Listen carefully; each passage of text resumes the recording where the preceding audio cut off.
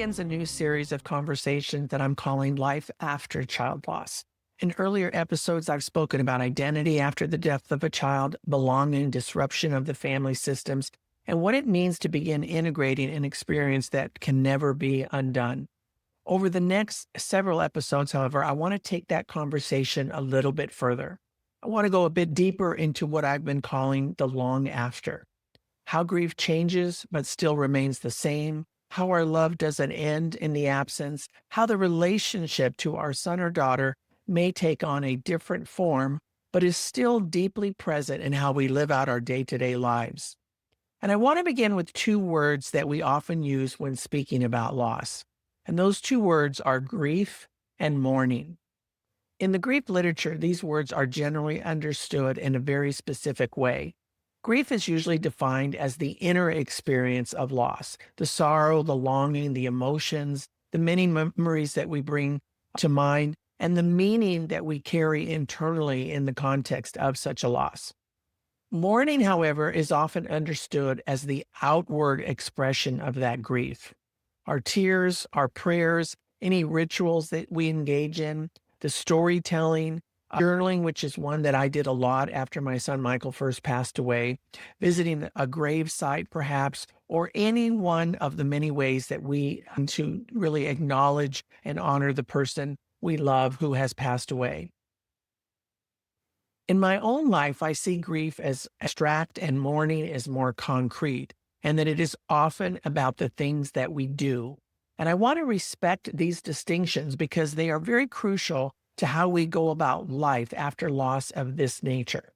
But I also want to share that in my own experience, I came to use these words a bit differently because I really had never really thought about what they meant. I just, in my own way, in my own effort to create meaning out of my experience, I began to think of them in a very specific but yet different way. Not because I was trying to create a theory or anything like that, but because I needed language that would somehow help me understand what I was living. So in the early years after my son died, I came to think of mourning as the period when I was simply doing what I needed to do to breathe, to function, to get through the daily routines of my life, a life that no longer made any sense to me at all without him. I was basically trying to survive. And I know many of you out there understand what that feels like and what it's like to be in that very survival mode in the early stages of grief. So mourning for me then was immediate. It was the experience of trying to live inside the unbearable reality that my son was no longer physically present. But over time, I began to distinguish between my perceived experience of mourning and grief itself. And I told myself that grief, what would be for me the long-term relationship with Michael, and the fact that he was no longer with us, but the relationship that would still continue and how it might be different. Knowing that I would always miss him and that there would always be moments where I longed for him and that I would never again be exactly the same person that I was before he died. But more importantly, what I came to realize was that I didn't need to be that same person. In fact, it was impossible to even imagine that I ever could be that same person again.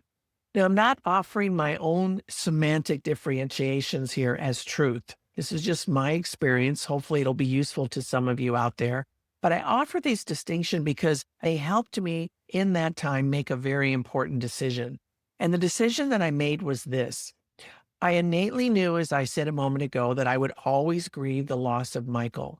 But I also made a decision that I didn't have to mourn for the rest of my life. I didn't have to be stuck or defined by the loss or the rituals. So in retrospect, I think that the desire for these distinctions was born out of the reality that I grew up in a household where grief was very loudly and often continuously expressed. Some of you know what I mean if you come from a Mediterranean culture as I do. I've spoken about my amazing grandmother, Isabel, who I lived with for all my life. And I remember her and her wailing counterparts, and I've talked about it on other shows, but they would come together. I remember as a kid, we would get on the train and we would go to New Mexico where my grandmother's relatives, when my grandmother herself was from. She was born in a little village called Cebolleta. And we would go there. And in those days, very foreign to me, not something we did in California where I lived at the time, but They would bring the casket into the house, and all these elderly women would come together with black veils over their faces and all dressed in black and candles burning. And they would literally wail and pray for hours on end in this room around the casket. And the casket would be left there overnight. And I remember as a kid sleeping in the room next to that living room, being like creeped out all night over these rituals. So it was never something that I wanted to bring into my own life. And certainly when my son died, by then we were at a place where we're now doing more celebratory memorial type services, which is what we did for our son.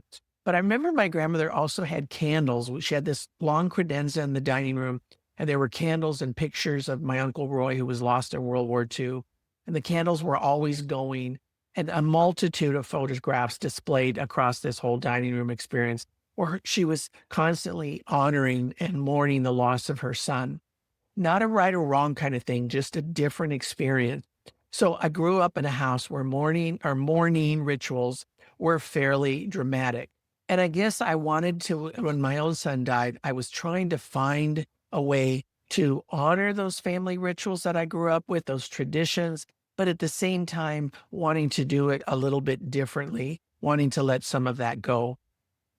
What's important to note, and what I really want you to get from this story, is that I never put a timeline on how or when this transition from mourning to grief, if there is a transition at all for us, should actually occur. Because there's a difference, I believe, between being completely overtaken by the immediacy of loss and learning slowly and often unevenly how to live in relationship with what remains, what is left behind. I can't stress enough, and as I always do, that it's different for each of us. So in retrospect, I think this transition, for me anyway, was also very much related to my own son's hopeful words after 9/11. They just kept ringing through me in these early years of grief and still do. And I remember after 9/11, my son and I would sit at the kitchen table. And back then, of course, we still had newspapers and we were still reading them. And my son would look through the litany of names of firemen and other first responders that had passed. And usually we'd sit at the table to have breakfast, and I'd find myself teary eyed and really pretty torn up, as we all were in those first weeks and months. And then one day, my son, in all his innocence and his beauty and his love for life, he gently said, "You know, Mom, I think it's time for us to be happy again." And those words never left me. And that was his way of saying that we can hold space for the grief, but we need to somehow find a way to live on. And I kept that premise in my mind throughout these years of transition. Whenever I get down or whenever I feel like it's just really too hard to imagine that I'll never see him again, I'm reminded of his words. And I know in my heart of hearts that he would want me to live the fullest possible life, even in his absence. So the thing I want to stress there is that even in the dire situation of 9/11, we did not forget those who were lost in the terrible tragedy, but we didn't let it define us either as a nation, as a people, as individuals. And again, I've hung on to those words, and I somehow feel that what I've come to recognize over time was that the loss of Michael has not become less important. It's just that I carry the loss quite differently. And I offer that to those of you in the early stages of grief, no timeline, but just to give you some hope beyond the platitude of time heals all, that there is a process that you're in the middle of, and there is some relief on the other side of this process. So if we look at the professional literature on grief and mourning, there's language that comes closer to describing what I just spoke to and what I experienced. Researchers sometimes speak about acute grief and then integrated grief, which I've been speaking a lot about over the past few weeks. But acute grief, again, just to redefine it, is that early, often overwhelming experience of loss. The type of loss where you wake up the next morning or many mornings after and you hope and imagine that it was a dream, that it didn't really happen. Acute grief is when the longing, the disbelief, the pain, and the disruption really dominates our lives and our thoughts. I remember the first time I realized that I was at a place where I wasn't thinking about every single second that led up to Michael's actual transition on the actual day. For many years, I knew at 6:01, at 6:02, this happened, this happened. Then eventually those things start to fade away and you start to forget the trauma and the tragedy, or at least I was able to. And then I was able to start to remember the happy memories again. So let me stress that integration of grief does not mean the grief is gone. It does not mean closure. And it does not mean, and this is so important, that we've moved on or left our child behind. It means that over time, grief becomes integrated into the larger reality of who we are and how we live, but it is still there. It just looks differently. It can show up in our dreams. I know that's very real for me. Anniversaries, holidays we've spoken about, family events, even the quiet moments when you're alone, all of a sudden, a recognition of everything our child is not here to experience. And that is particularly true for those of you that lost parents during a pregnancy or right after the baby was delivered or in those first early years, as I know is quite obviously a very, very tragic event because you didn't even get to experience this child at all, but the love is still there. That is so important that we remember that bond, that thread of love is still there. So allow me to expand on this distinction because to be clear, integration, again, is not about forgetting or letting your child behind. This is so important because I think parents really struggle with that, feeling that if I move into happiness again, I'm betraying my child. It is not about denying the pain or the suffering or detaching yourself from your child. As a parent, we never stop loving our child because they are no longer physically present. Think about it. If you have had the experience of a son or daughter going off to college and they're not with you and you barely see them and you're lucky if they answer your phone calls, you don't love them any less. They're still a big part of your life. So integration is definitely not about arriving at any place where the loss no longer matters. It is the growing capacity to live a life that includes your child, the love of that child, and the loss. I've often talked about this as non-dual thinking, without requiring that any of these realities disappear. It's also what you often heard me talk about again, where we're holding that space in our hearts and minds for all of this. That's what integration is. We're holding all of the experience together and it can all simultaneously exist. Now, I want to say that I think often we get this very wrong in our culture. And it's partly why I want to have these conversations because I think parents feel this very keenly. Society kind of puts this upon us because people assume that if we're still talking about our child, if we're still going to a gravesite, if we're still writing letters to our child or honoring birthdays, if we still feel grief rise up in unexpected moments, that perhaps we have not, quote, moved on and that we are still processing our grief. I did a whole show on this a few weeks ago. And I want to be clear, I am and will always be, as will probably most of you, still processing our grief because the grief changes as we change, as we age, mature, whatever that change looks like, the grief itself starts to change. What I'd love for us to be able to consider is that when we accept that grief is now a part of who we are in this integration that I've been talking about, and who we become as a result of the loss, that we are positioned, this is so important, we are positioned now for something new, bigger, perhaps even better to emerge in our lives and who we are. There is a potential then for our grief and any expression thereof to be an even more powerful expression of our love for our son or daughter. That to me is just a huge way, and it's going to again look different for each of us, a huge way for us to honor who they were in their lives. When my son Michael died, my relationship with him changed, as I said. Obviously, I had a lot more time because he required a lot of care being physically disabled. So I could no longer physically care for him in the way I had throughout his life. I could no longer hear his voice, his laughter, his humor, which was such a big part of who he was, his amazing smile. None of that was available to me. And I think what many of us start to worry about is that we're going to forget those things. And that's why it's important, I think, for many of us. I know for me, I want to keep him alive. I want to tell stories about him. I want to talk about him with friends and family. One thing I knew for sure, though, even though I talk about this, and I did so this past year on Mother's Day, that it's just another day for me. But I know in my heart of hearts, that relationship is still there. I'm still his mother. He's still my son. And so I am still in relationship with that being. For part of me, continuing that relationship has been remembering what Michael taught me about joy, because he was so much about joy and happiness. And I sometimes remind myself that when I allow myself to experience joy, which isn't always easy, that I'm not leaving him behind. I'm actually bringing him to life again. And I'm honoring something essential about who he was. That doesn't mean that every joyful moment comes easily, and it doesn't mean that it is absent of grief. Again, it's about holding them both together. It means that my relationship with him continues to shape how I live. Every parent out there listening will experience grief and mourning in different ways. And for one parent, it may be tending a gravesite, as my husband Ralph so often does. For another, it may be sharing stories about your child, as I love to do. For another one of you, it may be carrying forward something your child loved, or keeping some kind of private ritual, or noticing the way your child continues to shape the values, the choices, or the relationships of your family.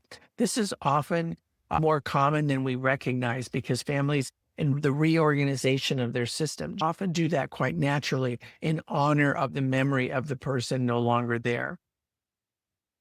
Again, there's no prescribed form for the relationship and how it should look, and there's no right way to carry the love forward. What's important is that you do, and I want to be careful here to say that grief can become integrated is not to say that every parent should be in a particular place by a certain time. I reiterate this often. There is no standard timeline for grief.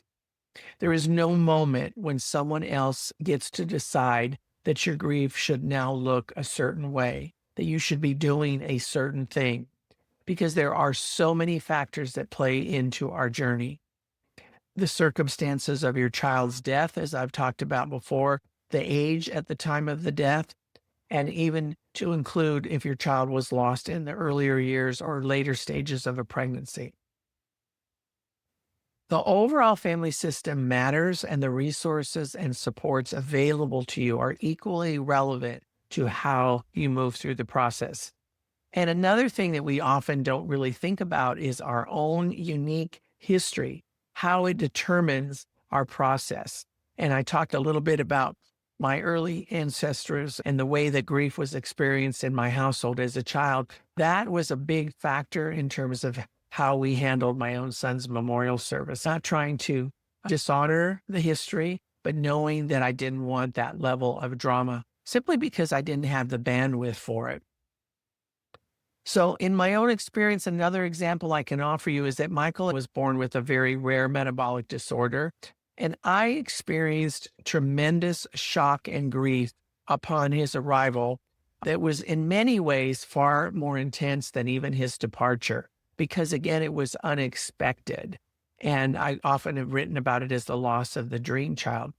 So there were doctors in our world at that time that predicted that Michael would only live to the age of 2. And that somehow, as odd as this sounds, going back into history and background, prepared me for his transition some 27 years later. Again, there's no prescription for any of this, but part of that was because he was critical for 4 years. Any of you that have been caregivers through a critical illness know what I mean when I say, even though we mourn the loss and the grief continues, there's a part of us that if our loved one has suffered, we are relieved that that suffering is somehow over. That was very real for me at the end of Michael's life. So all of this, an invitation to notice again that grief may change shape over time, even while love remains entirely present. And perhaps this is the deeper truth that is underneath this new series that I want to just do through the month of June before we move into other topics altogether. After the loss of a child, the question I put before you is not whether we stop loving them, because we do not. The question becomes, how does that love continue to live in us? How does the relationship continue to shape us? How does that experience continue to expand us? And what does it mean in terms of how we live out the rest of our lives? How can we, each in our own way, carry our child forward, not as a loss we are expected to overcome, but as a part of the life and identity we are living out now. So that was a mouthful. I want you to think about it, maybe listen to it a second time. And every week, as I promised, I want to give you a pattern to practice. And this week's is noticing what continues and maybe even what emerges as a result of that. Over the next few days, I invite you to notice one quiet way that your relationship with your child is already present in your life. And as I'm looking out my window of my office right now, I'm looking at this beautiful crystal globe with a life tree in the middle of it that someone gave us. It was handmade at a shop here and outside of Asheville where I live. And we hang it in the front of our yard. And every time I walk by it, I think of Michael. And it's just a beautiful way to call attention to him. So think of those kind of things. How is your child present in your life? It doesn't have to be something that concrete, but it may be something that you do or something you even avoid, something you remember, a phrase you hear, a song, maybe a movie. Every time I see planes, trains, and automobiles, and I watch it whenever it's out because that was one of my son's favorite movies, I can almost hear him laughing beside me. A photograph, a place that you may visit, a way that you care for someone else, maybe the empathy that you now have that you didn't have before as a result of this loss. Or maybe it's even a quality in yourself that was somehow shaped by your child. I'm not asking you to do anything other than notice. You don't have to make it meaningful. You don't have to turn it into a life lesson or a healing experience. And you don't have to decide whether it means you are grieving well or healing or moving on or what. Just notice, bring awareness to it. That's enough. And then perhaps ask yourself very gently, what continues here? Is it love? Is it longing? Is it tenderness? Is it joy? Maybe it's even fear. Maybe it's even anger. Whatever it is, acknowledge it, name it, and let it be. The question is, what is a way that my child still belongs in the life I'm living? And whatever arises for you, that's enough. Because the presence of grief does not mean you have to fail to live. And the presence of life does not mean you have left your child behind. So to recap for today, grief changes, sometimes gradually, sometimes almost imperceptibly, sometimes in ways that surprise us even years later. But the love for our child remains forever. And for many of us, the relationship remains too, not in the form that we once knew, not in the form we ever would have chosen, certainly not, but in the quiet, enduring ways that our son or daughter continue to shape who we are. Until next time, take gentle care.